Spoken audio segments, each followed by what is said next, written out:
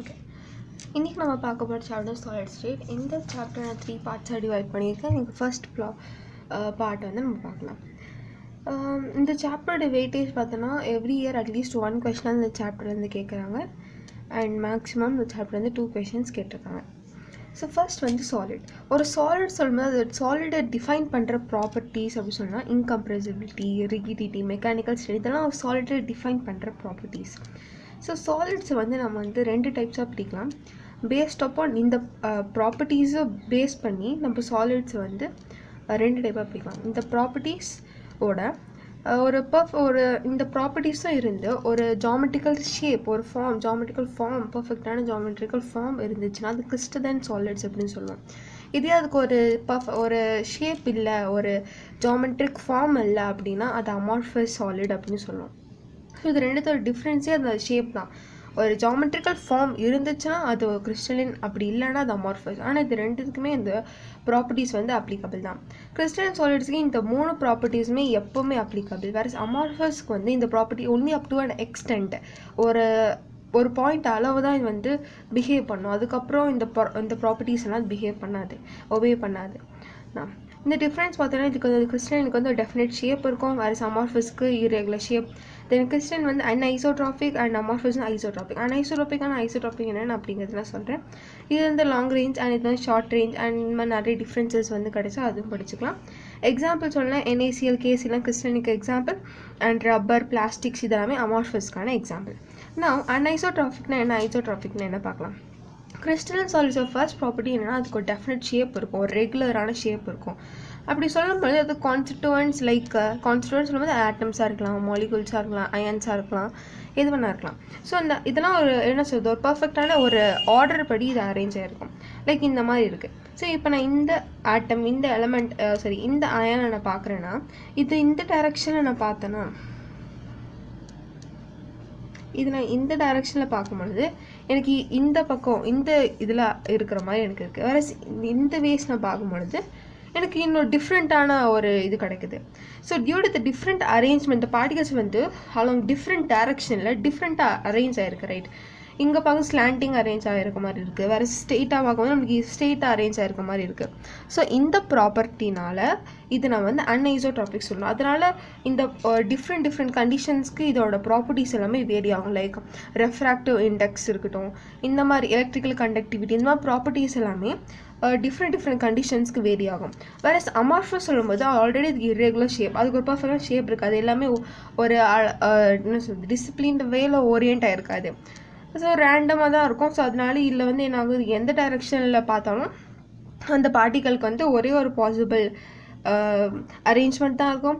அதனால இது நம்ம வந்து ஐசோட்ராபிக் சொல்கிறோம். அண்ட் இது எல்லா கண்டிஷன்ஸுமே ஒரே ப்ராப்பர்ட்டிஸ், லைக் ரிஃப்ராக்டிவ் இண்டெக்ஸாக இருக்கட்டும், எலக்ட்ரிக்கல் கண்டக்டிவிட்டியாக இருக்கட்டும், எல்லா கண்டிஷன்ஸுமே அது ஒரே வேல்யூவாக தான் இருக்கும். வேறு அன்ஐசோட்ராபிக் அப்படி இல்லை, அது ஒரு கண்டிஷன்ஸுக்கு வேரி ஆகும். இதுதான் ஐசோட்ராபிக் அண்ட் ஐசோட்ராபிக்கான difference. Then classification of crystalline solids. இதுக்கு முன்னாடி இது ஒரு இம்பார்ட்டண்ட்டான விஷயம். குவார்ட்ஸ் அப்படிங்கிறது ஒரு கிறிஸ்டலின், வேறு குவார்ட்ஸ் கிளாஸ் அப்படிங்கிறது ஒரு அமார்ஃபஸ். இது NCERT-யோட 9th. Then classification of crystalline solids. Crystalline solids வந்து நம்ம 4 டிவிஷன்ஸாக கிளாஸிஃபை பண்ணலாம். Like molecular, ionic solids, metallic solids, covalent ஒரு நெட்வொர்க் சாலிட்ஸ் அப்படின்னு. இந்த மாலிகுலர் சாலிட்ஸ் வந்து polar, non polar, hydrogen bond, இப்படி 3 டைப்ஸ் இருக்குது. ஸோ இது எல்லாமே என்னோட பாண்டாக இருக்குது, என்ன பாண்ட் மூலமாக அட்ராக்ட் இருக்குது. ஃபார் எக்ஸாம்பிள் அயானிக் சாலிட்ஸ் சொல்லும்போது எலக்ட்ரோஸ்டாட்டிக் ஃபோர்ஸ் ஆஃப் அட்ராக்ஷன் இருக்கும். மெட்டாலிக் சாலிட்ஸ் சொல்லும்போது metallic force of metallic bonding இருக்கும். Then covalent obviously covalent bonds இருக்கும். போலாருக்கு என்ன, நான் போலாருக்கு என்ன, ஹைட்ரஜன் பாண்டுக்கு என்ன, இனிமேல் டிஃப்ரெண்ட்டாக இருக்கும். அண்ட் அதுக்கு அதோட சில ப்ராப்பர்ட்டிஸ் மாதிரி கொடுத்துருப்பாங்க. எலக்ட்ரிக்கல் கண்டக்டிவிட்டி, லைக் இதோட டைப்ஸ், லைக் சாஃப்ட் மெட்டலாக, ஹார்ட் மெட்டலாக, இந்த மாதிரி கிளாஸிஃபிகேஷன்ஸ் எல்லாமே இதோட அந்த டேபிளை NCERT-ல கொடுத்துருப்பாங்க. அந்த டேபிள் படிச்சுக்கலாம். இப்போ நம்ம பார்க்கும்போது கியூப். ஸோ கியூப் பற்றி நான் சில விஷயங்கள் பார்க்கலாம். ஸோ அதுக்கு முன்னாடி ஸ்பியர்னு எடுத்துக்கிட்டோம்னா அதோட சென்டர் பாயிண்டில் இருக்கிற பாயிண்ட்டை நம்ம லேட்டிஸ் பாயிண்ட் சொல்லுவோம். ஸோ இந்த கியூப் இருக்குல்ல, இந்த கியூப்பில் இந்த இடத்துல எல்லாமே, இந்த ஹைலைட் பண்ணியிருக்க இடத்துல எல்லாமே இந்த லாட்டிஸ் பாயிண்ட்டை தான் ரெப்ரசென்ட் பண்ணியிருக்கேன். அப்போ இந்த லாட்டிஸ் பாயிண்ட் சொல்லும்போது என்ன ஆகும், அது சென்டர், அதாவது ஒரு ஸ்பியரோட சென்டரை தான் நம்ம லாட்டிஸ் பாயிண்ட் அப்படின்னு சொல்கிறோம். அப்போ இந்த கியூபோட கார்னர்ஸ் எல்லாத்தையுமே அந்த லாட்டிஸ் பாயிண்டை ரெப்ரசென்ட் பண்ணியிருக்கேன்னா, அப்போ இதை சுற்றி ஒரு ஸ்பியர் வந்து வரும் அப்படிங்கிறத புரிஞ்சுக்கணும். அதை நம்ம இப்போ வரைஞ்சோம்னா கன்ஃபியூஸ் ஆகிரும், அதனால தான் நான் வரையலை. ஓகே, ஸோ கியூபில் வந்து எத்தனை கார்னர்ஸ் இருக்குது? ஸோ கியூபில் வந்து இதுதான் கார்னர். ஸோ 1 2 3 4 5 6 7 8 கார்னர்ஸ் வந்து இருக்குது. எட்ஜஸ் சொல்லும்போது இதுதான் எட்ஜ். ஸோ இந்த மாதிரி நம்மளுக்கு கவுண்ட் பண்ணி பார்த்தோன்னா 12 எட்ஜஸ் வந்து கிடைக்கும். அண்ட் பாடி டயக்னலுக்கு முன்னாடி ஃபேஸஸ்னு என்ன பார்த்தோம்னா, ஃபேஸஸ்னால் கியூபுக்கு வந்து ஒரு சைடு எவ்வளோ ஃபேஸ் இருக்குது அப்படின்னு பார்த்தோம்னா, ஃபார் எக்ஸாம்பிள் இது வந்து ஒரு கியூபாக எடுத்துக்கிட்டோம் அப்படின்னா, இது ஒரு ஃபேஸ், இதோட ஃபேஸ், இந்த பக்கம் ஒரு ஃபேஸ், அந்த மாதிரி இந்த கியூபுக்கு வந்து 6 ஃபேஸஸ் வந்து இருக்கும். தென் இப்போ வந்து நம்ம பாடி சென்டர் பார்த்தோம்னா, பாடி சென்டர் இது வந்து ஒரு பாடி சொல்லுவாங்க, இது பாடி ஆர் சிஸ்டம் எப்படின்னா சொல்லலாம். ஸோ இதோட சென்டர் பாயிண்ட் இருக்குல்ல, இந்த சென்டர் பாயிண்ட் தான் பாடி சென்டர் சொல்லுவோம். அண்ட் ஒரு கியூபுக்கு ஒரே ஒரு பாடி சென்டர் தான் இருக்கும். தென் ஃபேஸ் டயக்னல்ஸ் சொல்லும்போது, இப்போ இது ஒரு ஃபேஸ்னு இருக்கு, இது ஒரு ஃபேஸ் அப்படின்னா இங்கேருந்து இங்கே ஒரு டயக்னலில் என்ன ஆப்போசிட் சைடுக்கு வந்து அட்டாச் பண்ணுறது. ஸோ இங்கேருந்து இங்கே அட்டாச் பண்ணால் ஒரு டயக்னல், அது மாதிரி இங்கேருந்து இங்கே அட்டாச் பண்ணால் இன்னொரு டயக்னல். அப்போ ஒரு ஃபேஸ்னால் என்னால் 2 டயக்னல்ஸ் வந்து வரைய முடியுது. அப்போ என்கிட்ட 6 ஃபேஸ் இருக்குது. ஒரு கியூபுக்கு வந்து 6 ஃபேஸ்னால் அப்போ நம்மளால் 6 × 2 12 ஃபேஸ் டயக்னல்ஸ் வந்து ஒரு கியூபில் வந்து கன்ஸ்ட்ரக்ட் பண்ண முடியும். தென் பாடி டயக்னல்ஸ் சொல்லும்போது என்னென்னா, இங்கேருந்து இந்த பாயிண்ட்லேருந்து இந்த இடத்துல க்ராஸில் லைக் இங்கேருந்து அப்படி இந்த இடத்துக்கு கனெக்ட் பண்ணிட்டு தான் நம்ம பாடி டயக்னல் சொல்லுவோம். அந்த மாதிரி நம்ம மொத்தமாக எவ்வளோ கன்ஸ்ட்ரக்ட் பண்ண முடியும்னா 4 வந்து நம்மளால் பாடி டயக்னல்ஸ் வந்து கன்ஸ்ட்ரக்ட் பண்ண முடியும். நெக்ஸ்ட் வந்து யூனிட் செல் அப்படிங்கிற கான்செப்ட். யூனிட் செல் அப்படிங்கிறது என்னென்னா, இப்போ ஒரு அப்பார்ட்மெண்ட் நம்ம எக்ஸாம்பிள் எடுத்தோம். ஒரு அப்பார்ட்மெண்ட் நாங்கள் நிறைய பிளாக்ஸ் இருக்கும், நிறைய ஹவுசஸ் இருக்கும், ரைட்? அப்போ வந்து என்னென்னா, நம்ம இந்த மாதிரி நிறைய ஹவுஸ் சேரும்போது ஒரு அப்பார்ட்மெண்ட் வந்து ஃபார்ம் ஆகுது. அப்போ இந்த ஒரு ஹவுஸ் தான் நம்ம யூனிட் செல் அப்படின்னு சொல்லணும். இது ஒரு எக்ஸாம்பிள் தான். அந்த மாதிரி இப்போ நம்ம ஒரு ஆப்ஜெக்ட் எடுத்தோம்னா நிறைய மல்டிபிள் ஆட்டம்ஸ் எல்லாம் இருக்கும். ஸோ அதுதான் நம்ம சொல்கிறது தான் இதுதான் யூனிட் செல்ங்கிறது. ஒரு சிம்பிளஸ்ட் ரிப்பீட்டிங் யூனிட் தான் நம்ம வந்து யூனிட் செல் அப்படி சொல்கிறது. ஒரு ஃபார் எக்ஸாம்பிள் ஒரு அப்பார்ட்மெண்ட்டில் எப்படி ஒரு ஹவுஸ் இருக்கும், அதுதான் நம்ம ஒரு யூனிட் செல் சொல்லுவோம். அப்போ நிறைய யூனிட் செல் வந்து சேர்ந்து நமக்கு ஒரு கிறிஸ்டல் லாட்டிஸை வந்து ஃபார்ம் பண்ணுது. நெக்ஸ்ட் வந்து Bravais lattice. So there are 7 Bravais lattice like cubic, tetragonal, rhombic, trigonal, hexagonal, monoclinic, triclinic, எல்லாமே 7 Bravais lattices. and Bravais lattice நம்ம வந்து கிறிஸ்டல் சிஸ்டம் சொல்லுவோம். மொத்தம் நம்ம 7 கிறிஸ்டல் சிஸ்டம்ஸ் இருக்குது. அண்ட் ஒரு கிறிஸ்டல் சிஸ்டம்ஸ்க்கும் ஒரு சப் கேட்டகரி மாதிரி ஒரு லாட்டிசஸ் அப்படின்னு நம்ம சொல்லுவோம். ஸோ லாட்டிசஸ்ங்கிறது தான் லாட்டிசஸ் அப்படிங்கிறது வந்து நம்ம யூனிட் செல்ஸ் அப்படின்னு கூட சொல்லலாம். ஸோ லைக் இது வந்து சிம்பிள் கியூபிக் டைப் இருக்குது, இதெல்லாம் நம்ம நெக்ஸ்ட் பார்ப்போம். சிம்பிள் கியூபிக் டைப், தென் பாடி சென்டர்டு சிம்பிள் கியூபிக், தென் பாடி சென்டர்ட் கியூபிக், தென் ஃபேஸ் சென்டர்டு கியூபிக் அப்படின்னு இதுக்கு வந்து 3 டைப்ஸ் இருக்குது. அது மாதிரி ஒன்றுக்கு வந்து டிஃப்ரெண்ட்டாக இருக்கும். ஸோ இந்த லாட்டிசஸும் ஃபார் ஆல் இந்த 7 கிறிஸ்டல் சிஸ்டம்ஸோட லாட்டிசஸ் நம்ம கவுண்ட் பண்ணால் நமக்கு 14 வரும். ஸோ இந்த 14 வந்து வேரி ஆகும், லைக் இதுக்கு 3 4 அந்த மாதிரி டிஃப்ரெண்ட் நம்பர்ஸ் வந்து வரும்.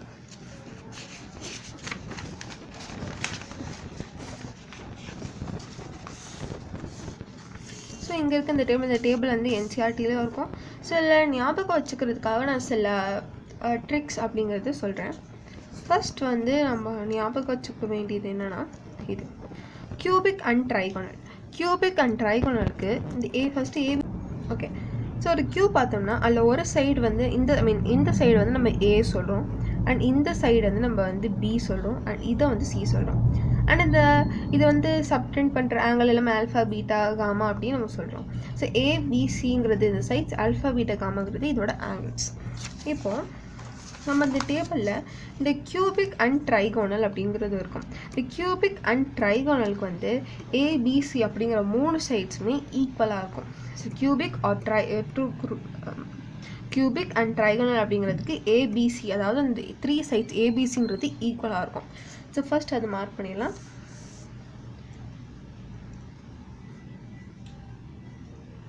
இது ரெண்டுத்துக்கு மட்டும் இந்த 3 சைட்ஸுமே ஈக்குவலாக இருக்கும். நெக்ஸ்ட் ஒன்று என்னென்னா, இந்த ட்ரைகோனல் வந்து ரோம்போஹெட்ரல் அப்படின்னு சொல்லுவாங்க. ஸோ கன்ஃபியூஸ் ஆகிக்க வேணாம். இந்த ட்ரைகோனல் வந்து ரோம்போஹெட்ரல் அப்படின்னு சொல்லுவாங்க. கியூபிக் டெட்ராகோனல் அண்ட் ஆர்த்தோரோம்பிக் இதுக்கு ஆல்ஃபா பீட்டா காமா அப்படிங்கிற எல்லா ஆங்கிள்ஸுமே it will be equal to 90 degree. Cubic tetragonal orthorhombic இது வந்து மெமரைஸ் பண்ணுற மாதிரி தான் இருக்குது டேபிள். நியூமோனிக்ஸ் எல்லாம் வச்சு ஞாபகம் பண்ணலாம். கியூபிக் டெட்ராகோனல் அண்ட் ஆர்த்தோரோம்பிக் வந்து எல்லா ஆங்கிள்ஸுமே ஈக்குவல் டு 90 டிகிரியாக இருக்கும். அதையும் நம்ம மார்க் பண்ணிக்கலாம்.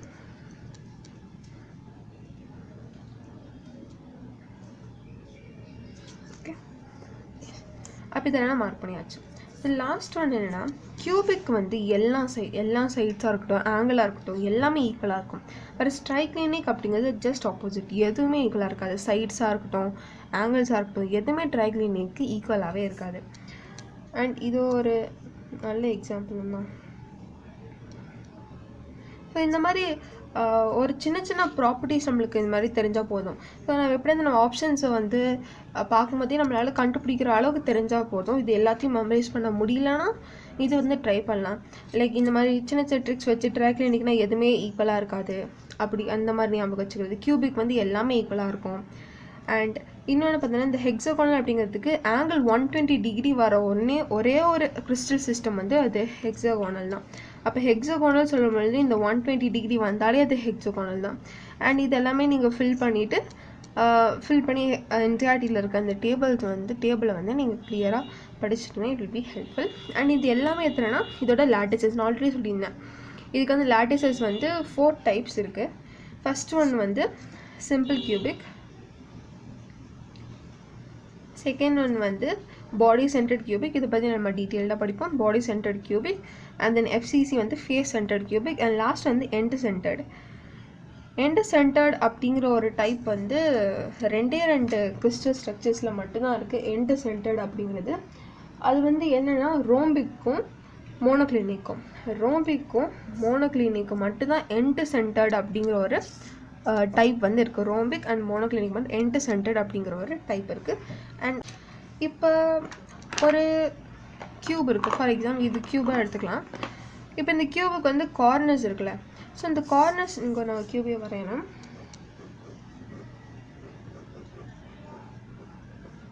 ஓகே, ஸோ இந்த ஒரு கார்னர் இருக்குன்னா இங்கே நான் ஒரு லாட்டிஸ் பாயிண்ட் இருக்குது. ஸோ லாட்டிஸ் பாயிண்ட் அப்படின்னு சொல்லிட்டு ஒரு ஸ்பியரோட சென்டர் பாயிண்ட் நம்ம லாட்டிஸ் பாயிண்ட் சொல்லுவோம். ஸோ இது வந்து ஸ்பியர் கிடையாது, இது ஸ்பியரோட ஒரு சென்டர் பாயிண்ட். அப்போ இதை சுற்றி தான் நம்மளுக்கு ஸ்பியர் நம்ம வரையணும்.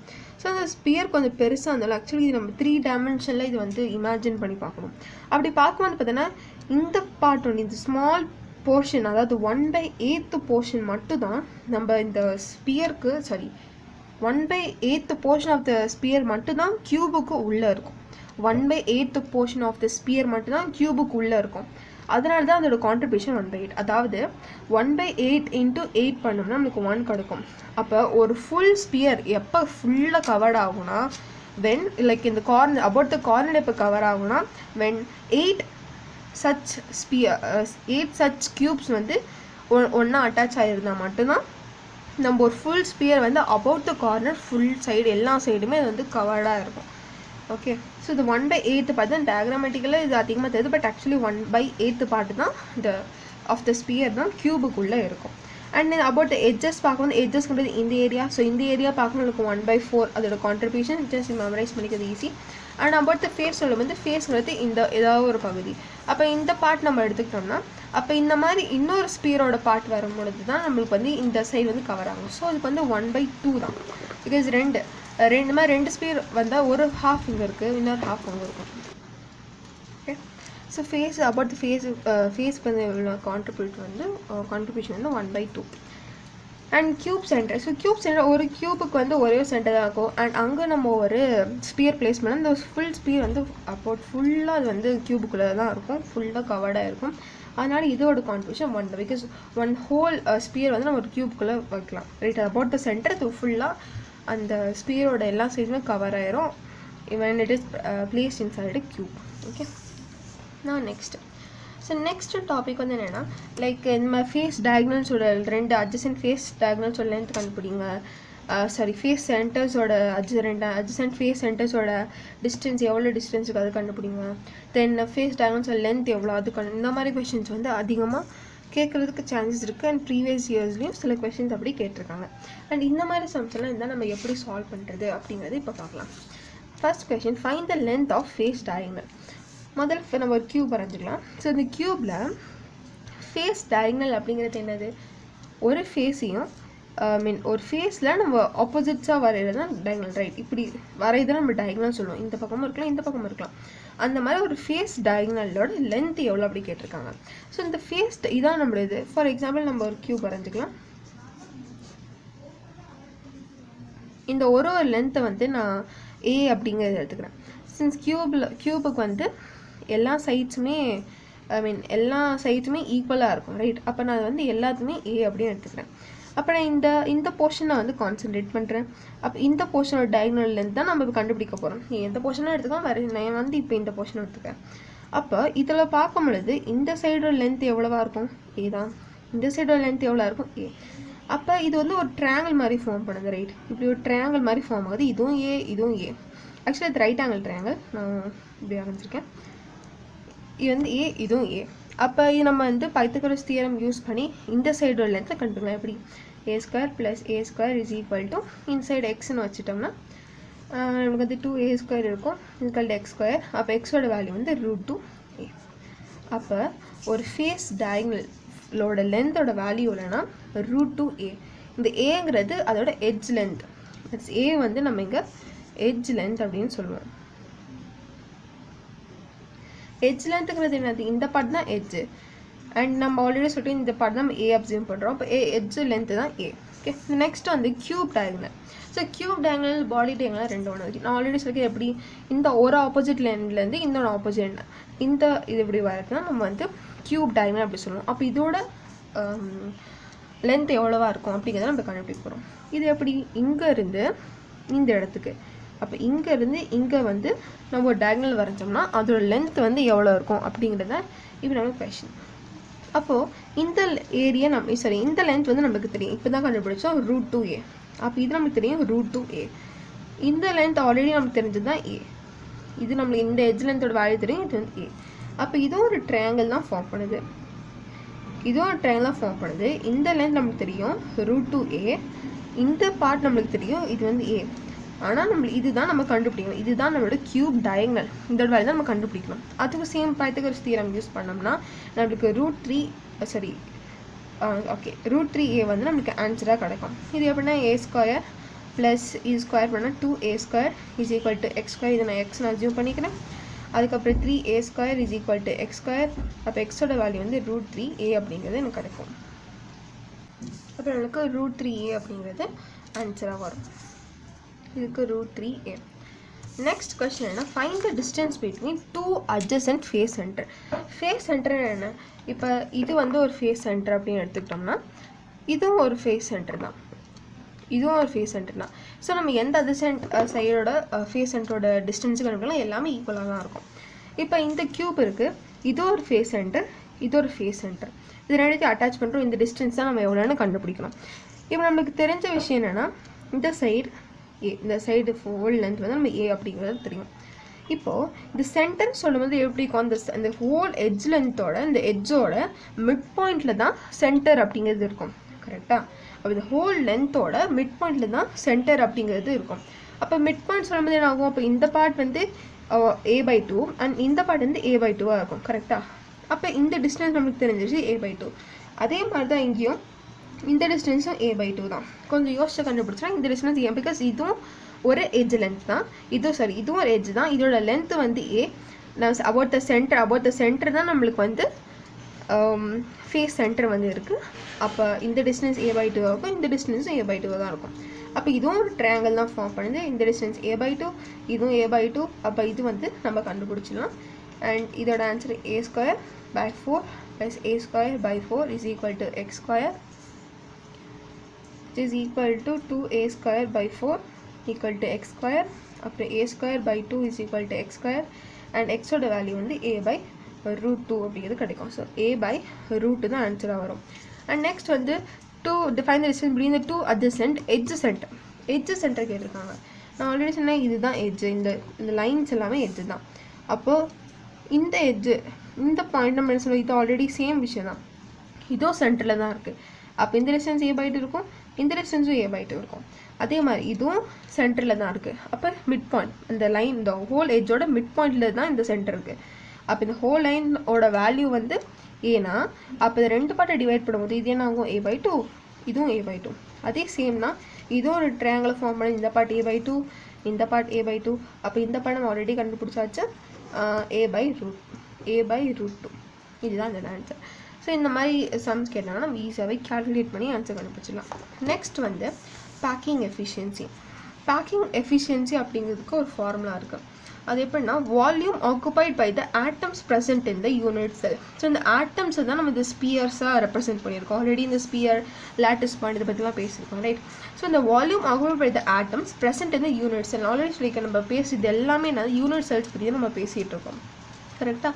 ஸோ இது ஒரு இது ஒரு கியூப்னு எடுத்துக்கிட்டோம்னா இது ஒரு யூனிட் செல் எடுத்துக்கிட்டோம்னா இதில் வந்து இந்த ஆட்டம்ஸ் வந்து எவ்வளோ வால்யூம் ஆக்குபை பண்ணியிருக்கு. அப்போ ஆட்டம்ஸ் வந்து ஒரு கார்னர்ஸில் லாட்டிஸ் பாயிண்ட் இருக்குது அண்ட் இது வந்து ஒரு ஸ்பியர் சுற்றி இருக்கும், அதெல்லாம் நம்ம ஆல்ரெடி சொல்லியிருக்கோம். அது மாதிரி இந்த ஹோல் எவ்வளோ வால்யூம் வந்து ஒரு யூனிட் செல்லில் ஆட்டம்ஸ் ஆக்குபை பண்ணியிருக்கு அப்படிங்கிற value divided by the whole volume of the unit cell. இந்த யூனிட் செல்லோட வால்யூம் எவ்வளோ கண்டுபிடிக்கிறேன் அதை டிவைட் பண்ணோம் அண்ட் இதில் ஆட்டம்ஸ் எவ்வளோ வால்யூமை ஆக்குபை பண்ணியிருக்கு அப்படிங்கிறத நான் வந்து நியூமரேட்டரில் போகிறேன். இது ரெண்டு டிவைட் பண்ணால் எனக்கு ஆன்சர் கிடைக்கும். அதுதான் என்னோட packing efficiency or packing fraction அப்படின்னு சொல்லுவாங்க. இதோட ஃபார்முலா என்னோட ஃபார்முலா என்னென்னா Z into 4/3 pi r. 4/3 pi r cube is nothing but the volume of sphere. நம்ம இங்கே ஆட்டம்ஸ் என்னவா கன்சிடர் பண்ணால் ஸ்பியர்ஸை கன்சிடர் பண்ணோம். ஆட்டம்ஸோட ஷேப் வந்து ஸ்பெரிக்கல் இன் ஷேப், அதனால் நான் ஸ்பியர்ஸை கன்சிடர் பண்ணுறோம். அதனால தான் இந்த ஃபார்முலா வந்து யூஸ் பண்ணியிருக்கோம். என்ன ஃபார்முலானா வால்யூம் ஆஃப் த ஸ்பியரோட ஃபார்முலா. இல்லை இந்த ஆறுங்கிறது என்னது, இந்த ஸ்பியரோட ரேடியஸ். அண்ட் Z அப்படிங்கிறது என்னென்னா number of atoms present in unit cell. So இது ஒரு யூனிட் செல் எடுக்கிறேன்னா யூனிட் செல் ஒரு கியூப் அப்படின்னு எடுக்கிறேன்னா இதில் எவ்வளோ ஆட்டம்ஸ் இருக்கோ அதுதான் அதோட Z வேல்யூ. இதில் எவ்வளோ ஆட்டம்ஸ் இருக்கோ அதுதான் அதோட Z value and divided by the volume of the unit cell. இதோட ஹோல் வால்யூம் எவ்வளோ.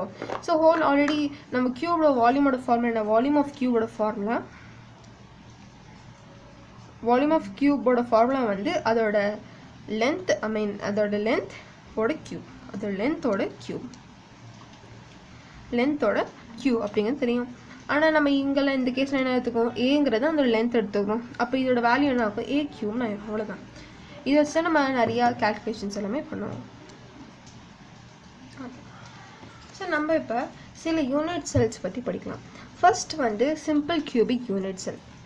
சிம்பிள் கியூபிக் யூனிட் செல் என்னன்னா இது ஒரு கியூபிக் யூனிட் செல் தான் அண்ட் இதோட கார்னர்ஸில் எல்லாத்துலேயுமே லாட்டிஸ் பாயிண்ட் ரெப்ரசென்ட் பண்ணுறோம். அப்போ லாட்டிஸ் பாயிண்ட் சுற்றி ஒரு ஸ்பியர்ஸ் அதிகம் பட் இங்கே ஆட்டம்ஸ் அப்படி சொல்கிறோம். அப்போ எல்லா கார்னர்ஸ்லேயும் இதுக்கு என்ன இருக்குது, ஸ்பியர்ஸ் வந்து ஆட்டம்ஸ் வந்து சுற்றி இருக்குது. அப்புறம் அப்படின்னா இப்போ இந்த ஸ்பியர் இருக்குல்ல, இந்த ஸ்பியரை சுற்றி எத்தனை ஸ்பியர் இருக்குது, இந்த ஸ்பியர் இருக்குது. அப்போ இதோட கோஆர்டினேஷன் நம்பர் 2 இப்படி தான். ஸோ இந்த மாதிரி இருக்குது அப்படின்னா இப்போ இந்த சென்டர் இருக்க ஸ்பியர் பார்க்குறேன், இதை சுற்றி எத்தனை ஆட்டம்ஸ் வந்து இருக்குது, 1 2 3 4 இருக்கா. அப்போ இதோட கோஆர்டினேஷன் நம்பர் என்னென்னா கோஆர்டினேஷன் நம்பர் சொல்லும்போது 4. இந்த கோஆர்டினேஷன் நம்பர் பிரின்சிபல். அண்ட் இந்த டயக்ராம் வந்து நம்ம 3D டயக்ராம்ஸ் நிறையா நெட்லலாம் அவைலபிளாக இருக்குது. அந்த டயக்ராம்ஸ் இல்லைன்னா NCERT இருக்க டயக்ராம்ஸ் பார்க்கும்போது இது இன்னும் கிளியர் ஆகும். நான் அதெல்லாம் இப்போ எக்ஸ்பிளைன் பண்ணலை. அண்ட் பேக்கிங் எஃபிஷியன்சி எப்படி கால்குலேட் பண்ணோம் அதையும் நான் வந்து எக்ஸ்பிளைன் பண்ணேன். Because NEET point of view நமக்கு அதெல்லாம் தேவையில்லை, வெறும் வேல்யூ நமக்கு தெரிஞ்சால் போதும். அதை நீங்கள் கற்றுக்கணும் அப்படின்னு நினச்சிங்கன்னா நீங்கள் கமெண்ட்ஸில் வந்து சொல்லுங்கள். நான் வந்து அது எப்படி கால்குலேட் பண்ணுங்கிறது ஒரு செப்பரேட் ஸ்மால் வீடியோவாக நான் அதை அப்லோட் பண்ணுறேன். அண்ட் நிறைய ஸ்கூல்ஸ்லையும் இதை சொல்லி தந்திருப்பாங்க அண்ட் அதனால தான் நான் இது சொல்லலை. ஸோ கோஆர்டினேஷன் நம்ம வந்து 6 இருக்கும். அது ஒரு 3 டைமென்ஷனல் வியூவில் நம்ம வந்து எக்ஸ்பீரியன்ஸ் பண்ணும்போது தான் நம்மளுக்கு எப்படி 6 வந்துச்சு அப்படிங்கிறது தெரியும். அண்ட் அது நம்ம சொல்லி நான் வந்து குழப்ப விரும்புகிறேன். நீங்கள் வேணால் சில இமேஜஸ் நெட்லேருந்து டவுன்லோட் பண்ணி பார்த்துக்கலாம். இப்போ இந்த எட்ஜ் லென்த் வந்து நம்ம A அப்படிங்கிறது சொல்கிறோம், கரெக்டாக? அப்போ இந்த A வந்து இது எட்ஜ் லென்த் வந்து A. அட்டாமிக் ரேடியஸ் அப்படிங்கிறது என்னது, நம்ம ஸ்பியரோட ரேடியஸ், அது நம்ம 6 சொல்கிறோம். அப்போ இந்த ஏக்கும் இந்த ஆருக்கும் என்ன ரிலேஷன் இன் சிம்பிள் கியூபிக் யூனிட் செல் அப்படிங்கிறது A is equal to 2R. And இது எப்படின்னா இங்கே ஒரு ஸ்பியர் எப்படி இருக்கும், இன்னொரு ஸ்பியர் இப்படி இருக்கும். ஸோ இந்த ஹோல் லென்த் வந்து A அப்படின்னு நமக்கு தெரியும், கரெக்டாக? இந்த ஹோல் லென்த் நமக்கு A அப்படிங்கிறது தெரியும். இது என்னது ஆப்வியஸ்லி இது வந்து ரேடியஸ் என்னது ஆர், இதுவும் ரேடியஸ் தான், இதுவும் ஆர். அந்த பக்கம் அதான் சொன்னேன், இந்த டயக்ராம் வந்து 3 டைமென்ஷனில் பார்க்கும்போது கரெக்டாக இருக்கும். இந்த பக்கம் ஆர், அப்போ ஒரு ஏ வந்து is equal to 2r 2r, அதனால தான் ஏ இஸ் ஈக்குவல் டு 2r அப்படிங்கிற ரிலேஷன் வந்திருக்கு. அண்ட் ஜெட்னா என்ன சொல்லியிருக்கேன், ஒரு யூனிட் செல் கூட எவ்வளோ ஆட்டம்ஸ் இருக்குது, ஒரு யூனிட் செல்குள்ளே எவ்வளோ ஆட்டம்ஸ் இருக்குது, அதான் ஜெட். ஸோ அந்த ஜெட் வந்து எப்படி எல்லாம் நம்ம ஆட்டம்ஸ் எல்லாம் எங்கே ப்ரெசென்ட் ஆகிருக்கு சொன்னேன், எல்லாம் இதில் கார்னர்ஸ் வந்து ப்ரெசென்ட் ஆகிருக்கு சொன்னேன். ஸோ ஒரு கியூபிக் யூனிட் செல்லுக்கு வந்து எவ்வளோ கார்னர்ஸ் இருக்கும், 8 கார்னர்ஸ் இருக்கும். அண்ட் கார்னர்ஸோட கான்ட்ரிபியூஷன் எவ்வளோ இருக்கும், கார்னர்ஸோட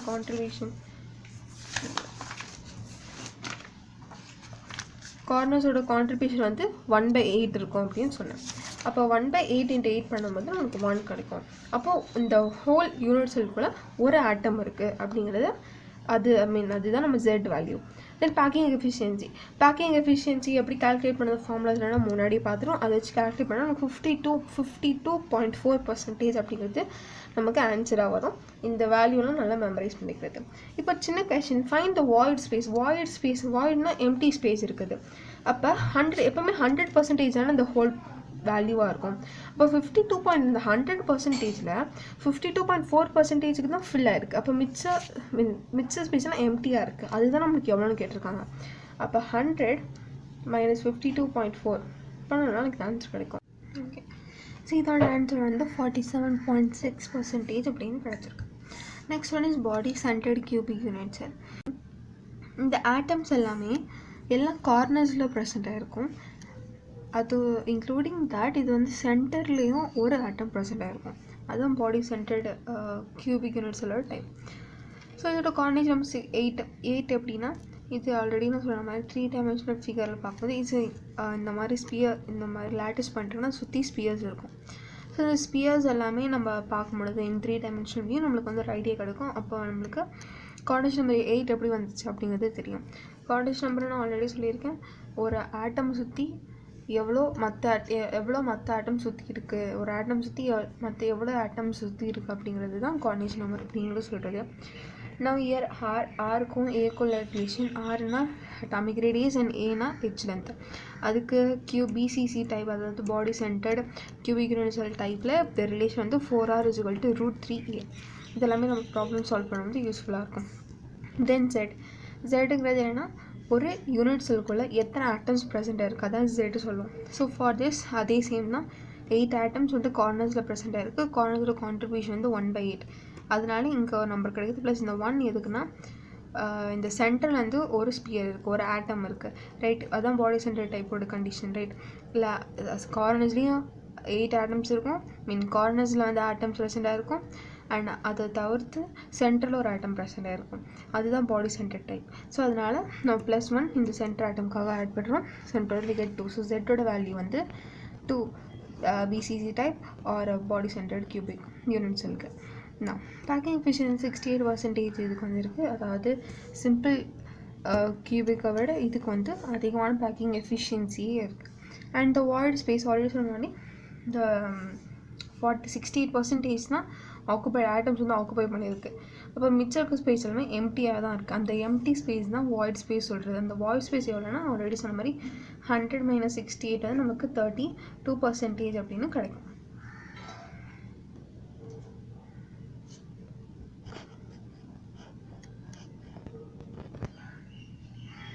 நெக்ஸ்ட் வந்து face centred cubic unit cell, இது FCC அப்படி சொல்லணும். இதில் எப்படின்னா, ஆட்டம்ஸ் வந்து 8 கார்னர்ஸ்லேயும் ப்ரெசென்ட் ஆகிருக்கும். 8 கார்னர்ஸ்லேயும் ஆட்டம் ப்ரெசென்ட் ஆகிருக்கும். அது தவிர்த்து எல்லாம் ஃபேஸ் சென்டர்ஸில் ப்ரெசென்ட் ஆகிருக்கும். ஒரு ஃபேஸில் சென்டர் பண்ணி ஃபேஸ் சென்டர் சொல்லுவோம், ரைட். அது மாதிரி ஒரு ஃபேஸோட சென்டர்ஸ்லேயுமே ஆட்டம்ஸ் ப்ரெசென்ட் ஆகிருக்கும். அதுதான் face centred cubic unit cell இந்த டைப். இதில் வந்து கார்னேஜ் நம்பர் வந்து 12 இருக்கும். அதாவது ஒரு ஆட்டம் சுற்றி 12 ஆட்டம்ஸ் இருக்கும். அண்ட் இதோட ரிலேஷன் பிட்வீன் ஆர் அண்ட் ஏ வந்து 4r = √2a. அண்ட் ஜெட்டோட வேல்யூ வந்து இந்த கேல்குலேஷனாக பண்ணோம்னா எப்படி, 8 ஆட்டம்ஸ் கார்னர்ஸில் ப்ரெசென்ட் ஆகிருக்கு. எல்லாத்தோட கான்ட்ரிபியூஷன் வந்து 1/8. ப்ளஸ் வந்து ஃபேஸ் சென்டர்ஸ் வந்து எவ்வளோ, ஃபேஸ் சென்டர்ஸ் வந்து 6 ஃபேஸ் சென்டர்ஸ் இருக்குது. அண்ட் விச் மீன்ஸ் அத்தனை ஆட்டம் இன்ட்டு 1/2ங்கிறது அதோட கான்ட்ரிபியூஷன். இதெல்லாம் கண்டுபிடிக்கும் போது நமக்கு 4 அப்படிங்கிற வேல்யூ கிடைக்கும். So Z value for FCC type வந்து 4.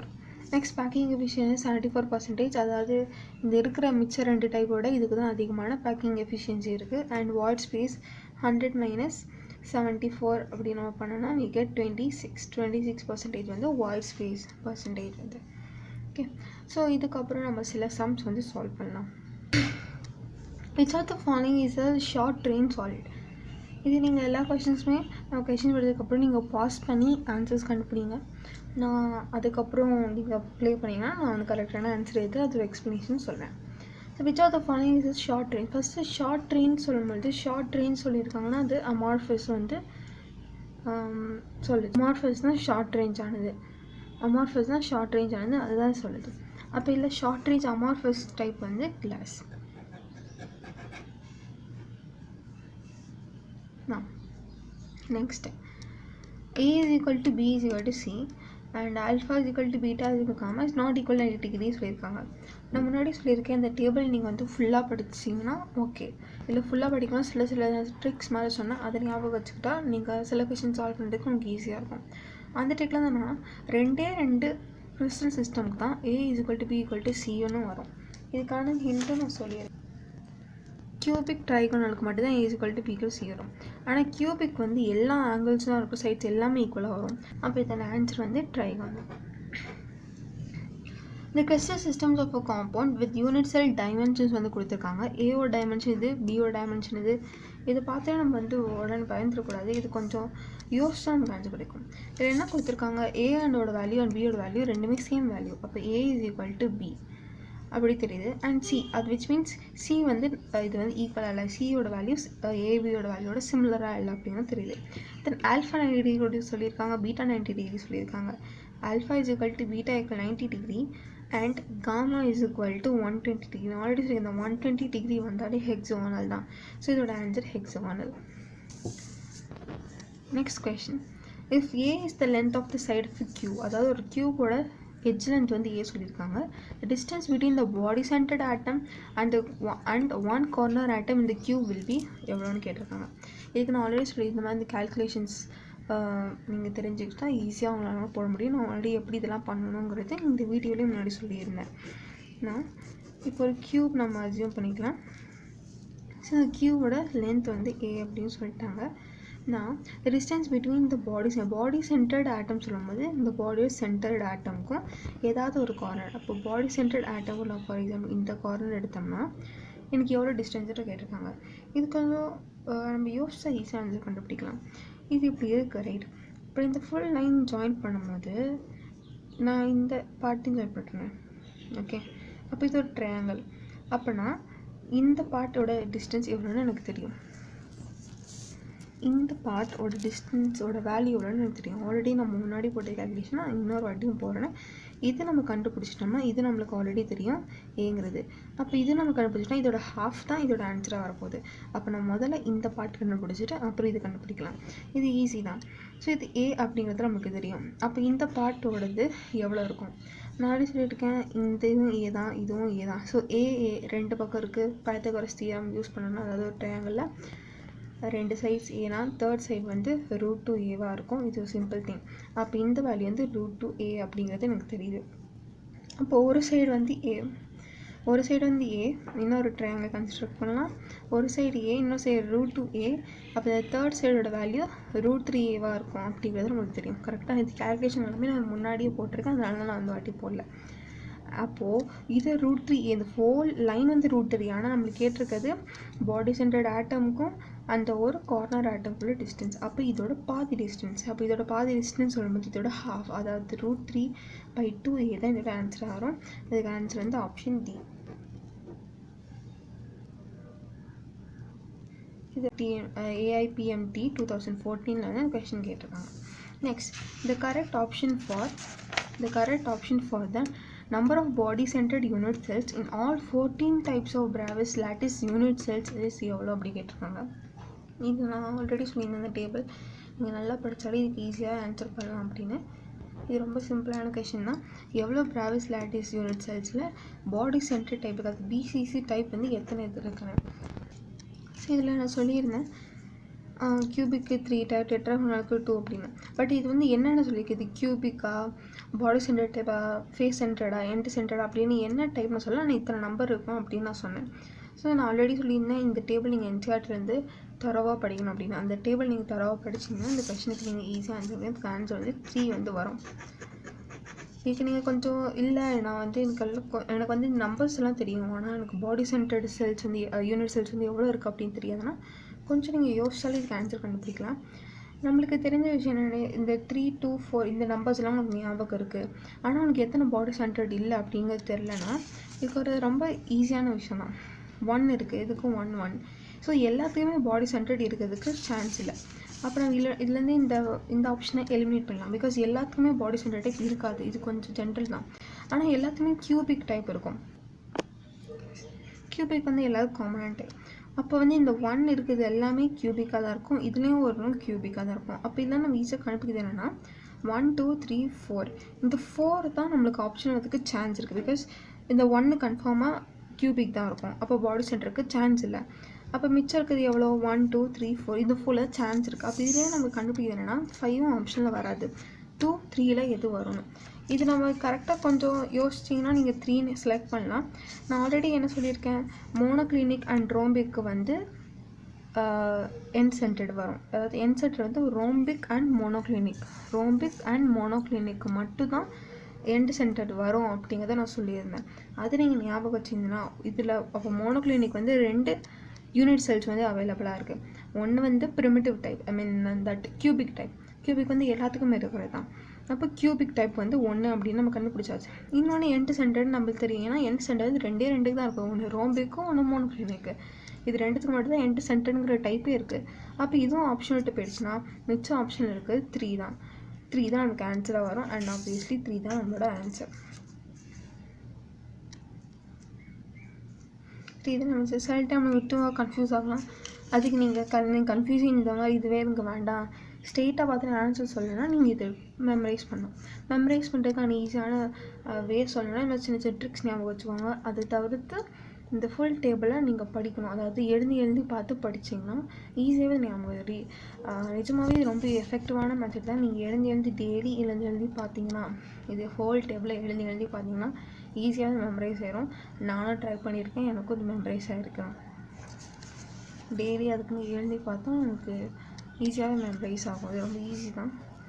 அண்ட் இது வந்து நீட் 2021 கேட்ட கொஷின். ஸோ இதோட இந்த வீடியோ நான் கம்ப்ளீட் பண்ணிக்கிறேன். நெக்ஸ்ட் வீடியோவில் நான் வந்து அடுத்த concept like density, multi layer close blocking and இந்த டிஃபெக்ட்ஸ் இது பற்றிலாம் நம்ம படிக்கலாம். அண்ட் இன்னும் நிறைய ப்ராப்ளம்ஸ் அண்ட் ப்ரீவேக்யூஸும் நம்ம சால்வ் பண்ணலாம். நீங்கள் இந்த சாப்டர் பொறுத்த வரைக்கும் நிறைய கொஷின் சால்வ் பண்ணணும். இந்த சாப்டர் இல்லை, எந்த சப்ஜெக்டில் என்ன சாப்டர் இருந்தாலும் நிறைய கொஷின் சால்வ் பண்ணணும். நிறைய கொஷின் சால்வ் பண்ணால் உங்களால் எந்த சாப்டர் இருந்தாலும் சூப்பராக உங்களுக்கு வந்து தரவாக இருக்குன்னு சொல்கிறது எப்போனா நீங்கள் ஃபுல் கொஷின்ஸ் அது மாதிரி நிறைய கொஷின்ஸ் அந்த சாப்டர்லேருந்து சால்வ் பண்ணணும். அப்போ நான் இது வந்து என்னோடய ஃபர்ஸ்ட் வீடியோ, அதனால் நான் ஏதாவது மிஸ்டேக் பண்ணியிருந்தேன்னா சாரி. எனக்கு இனிமேல் நான் அதை கரெக்ட் பண்ணிட்டு ஏதாவது நான் மிஸ்டேக் பண்ணியிருந்தேன்னா நீங்கள் கமெண்ட்ஸில் சொல்லுங்கள். அண்ட் நெக்ஸ்ட்டு நான் இன்னும் ஒரு வீடியோ போடுவேன்னா, ஐ மீன் இந்த சாப்டருக்கு இன்னும் ஒரு வீடியோ போடுவேன், 2 வீடியோ போடுவேன்னா எனக்கு தெரியல.